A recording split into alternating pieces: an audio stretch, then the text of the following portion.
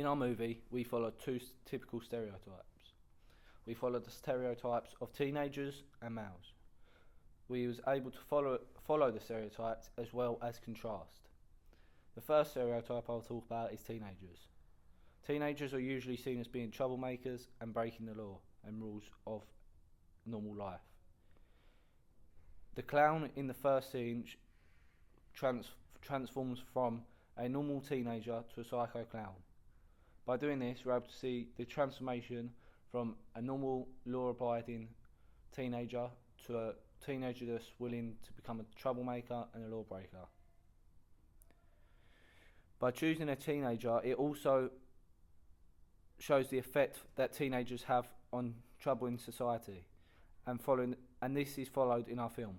This is shown by the clown going around the school and killing people, especially in the scene in the cafeteria. Prop's characters theory only further enhances teenagers as being villains, as the teenager is shown as being a villain, and only further enhanced by phobia, which is where older people are scared of teenagers and what they are able to do. Secondly, we followed the stereotypes of a teenager by them being more worried about how they look than what is going on around them. This is shown throughout the movie, but especially shown in the scene where they are looking in the mirror and sorting out their hair, leading to them being unable to recognise what is actually going on around them, and the clown being over their shoulders. This shows the stereotypes of teenagers being unable to see what is going on around them because of the clown over their shoulder and without them recognising. This shows that they have no awareness of what is going on and leads to them to get into trouble with the clown further on in the film. Then we also stereotyped males. We chose males. We showed males wearing suits and looking smart in a school situation. This is because it makes them seem smarter and are smarter than women stereotypically. We followed the typical stereotype of a horror movie because of this. Also, it shows them as being more dominant in a schooling environment. By them wearing suits, they are not normal to other students that are in school that have to wear a uniform. They're different to everyone else, showing that them being more powerful compared to everyone else in the film. Finally, we challenged the stereotype of males.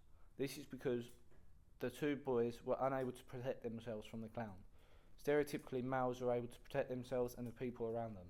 Without them being able to protect themselves, it challenges the stereotype. This has a negative impact on the males because it shows them being weak and incapable compared to the psycho clown. Whereas all the other stereotypes had a positive impact and showed that them as being more well suited to play the roles in the films and well suited to everyday life. This was linked to the stereotypes linked to our target audience because the target audience was between the age range of 15 and 35.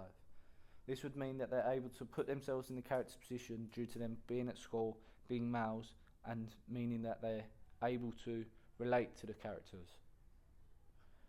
The stereotypes that we followed only further enhance us aiming at the specific target audience because males would be at work at this typical age or at high level school.